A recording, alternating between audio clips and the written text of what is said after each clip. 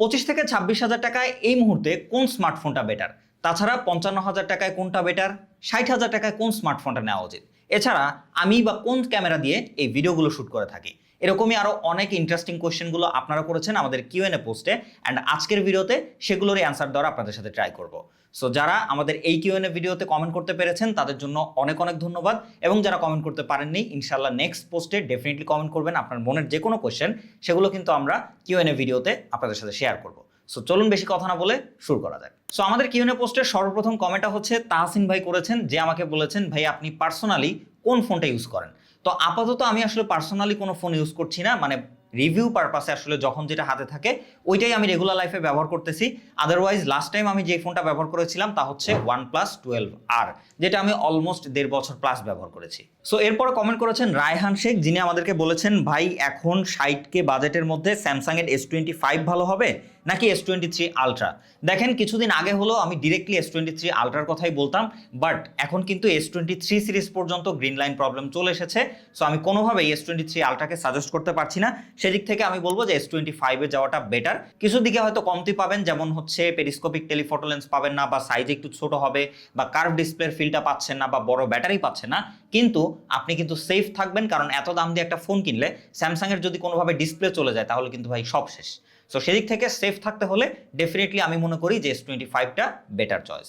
তো এরপরে নীরব হাসান ভাই কমেন্ট করেছেন যে আমি কোথায় থাকি, আমি থাকি হচ্ছে ঢাকার খিলগাঁওয়ে। এরপরে সুজন হোসাইন ভাই কমেন্ট করেছেন ভাই আপনাদের মতো টেক রিভিউ আর ভিডিও তৈরি করি, প্রথম অবস্থায় আমাদের কাছে তো প্রোডাক্ট নেই, আর যে কোনো জায়গা থেকে কাটছাট করে নিলে তো ভয় কাজ করে কপিরাইটের, এটার সমাধান কি? সো আমার মতো যারা টেক রিভিউ করেন অনেকের আসলে প্রোডাক্ট সাপোর্ট নিয়ে অনেক প্রবলেম হয়, সত্যি বলতে আমার নিজেরও অনেক প্রবলেম হয়, অ্যান্ড অনেক সময় দেখা যায় যে কিছু কিছু ফুটেজ রয়েছে যেগুলো অন্যান্য ইউটিউবারদের থেকে নিতে হয়। সো এক্ষেত্রে আপনি অবশ্যই কোনো অন্যান্য ইউটিউবার থেকে নিলে ট্রাই করবেন যে তাদের চ্যানেলের যে নামটা সেটার ক্রেডিট আপনি ভিডিও ডেসক্রিপশন বক্সে দিয়ে রাখবেন।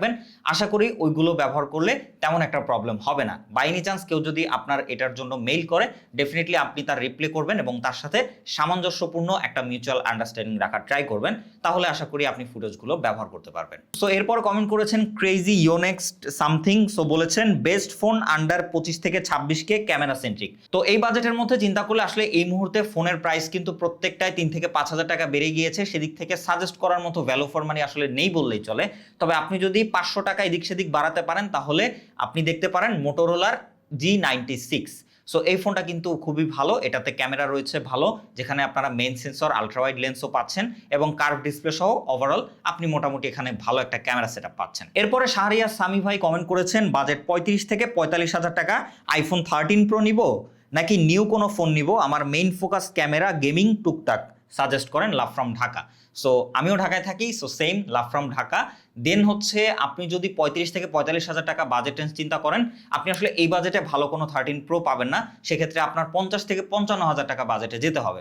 আর 13 প্রোতে ডিসপ্লে ইস্যু রয়েছে, সেদিক থেকে আমি মনে করি যে আপনি যদি আইফোন স্কিপ করতে পারেন তাহলে অ্যান্ড্রয়েডে অনার 200 বা সিএমএফ ফোন, এছাড়া কিন্তু হচ্ছে নাথিং 3A এই টাইপের ফোন রয়েছে, যেগুলোতে আপনারা মোটামুটি ভালো লেভেলের ক্যামেরা সেটআপ সহ আপনি রিলায়েবল এবং স্টেবল একটা পারফরমেন্স পাবেন, তাছাড়া কোনো ডিসপ্লে জনিত ইস্যুর ভয় থাকবে না। সো এক্ষেত্রে আমি এদিকেই যেতে বলবো। তবে যদি আইফোনে নিতে চান তাহলে আপনি 35K বাজেটে আমি মনে করি যে আইফোন 13 বা 14 নিয়ে নেওয়া আপনার জন্য ভালো ডিসিশন হবে। তো এরপরে উৎসব নামে একজন কমেন্ট করেছেন যে 55,000 বাজেটে Priyon Galaxy S25 versus Vivo X200 FE কোনটা নেওয়া ভালো হবে, ভালো camera, battery backup and long term ইউজের জন্য? সো ব্যাটারি ব্যাকআপের কথা চিন্তা করলে এখানে ভিভো একটু এগিয়ে থাকবে, তাছাড়া যদি আপনি ডিরেক্ট স্টিল পিকচারের কথা বলেন সেক্ষেত্রে ভিভোটা মোটামুটি এগিয়ে থাকবে। তাছাড়া যদি হচ্ছে আপনি লং টাইম ইউজের কথা বলেন বা রিলায়েবল পারফরমেন্সের কথা বলেন সেদিক থেকে কিন্তু আবার স্যামসাং এখানে বেটার ডিল। সো আমি মনে করি আপনার যদি লং টার্ম ইউজের চিন্তাভাবনা থাকে, সফটওয়্যার নিয়ে একটু চিন্তাভাবনা থাকে যে আমি একটা স্মুথ রিলায়েবল সফটওয়্যার ব্যবহার করব, তাহলে আপনার জন্য ডেফিনেটলি স্যামসাংয়ের S25টাই আমি মনে করছি বেটার ডিল হবে। তো এরপরে আমাদের নয়ন ভাই কমেন্ট করেছেন যে কোন ক্যামেরা ইউজ করেন। কারেন্টলি আমি হচ্ছে ব্যবহার করছি Sony A6400 with sigma 30mm lens. তো এরপরে নাহুল ভাই আমাদেরকে কমেন্ট করেছেন যে অনেক আগে থেকে আমি একটা বিষয় লক্ষ্য করছি যে 10 থেকে 12 বছর পুরনো আইফোন এখনও নতুন বক্সে বেচা হচ্ছে, এটা কিভাবে সম্ভব? আর এই নতুন বা পুরাতন বাজার শুধু আইফোন দিয়েই গরম থাকে, অ্যান্ড্রয়েড তেমন দেখা যায় না। Love from Joypurhat Tilakpur. আচ্ছা, থ্যাংক ইউ ভাইয়া, আপনার কমেন্টটা যথেষ্ট গুরুত্বপূর্ণ ছিল। সো আমরা এখনো অনেকেই দেখি যে হচ্ছে 10 থেকে 12 বছর আগের পুরাতন আইফোনগুলো বক্স আকারে নতুন করে সেল করা হয়।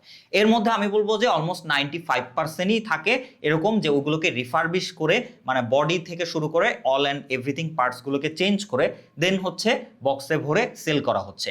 এছাড়া এরকমও কিছু থাকে যে ইনঅ্যাক্টিভ, সেগুলো কিন্তু 5 থেকে 7 বছর আগে বেচা বন্ধ হয়ে গেছে। সো এগুলোর ক্ষেত্রে হয় কি যে অনেক ডিলার এরকম থাকে যারা কোম্পানি থেকে বাল্ক আকারে কোনো একটা সিচুয়েশনে প্রোডাক্টগুলো কিনে রাখে।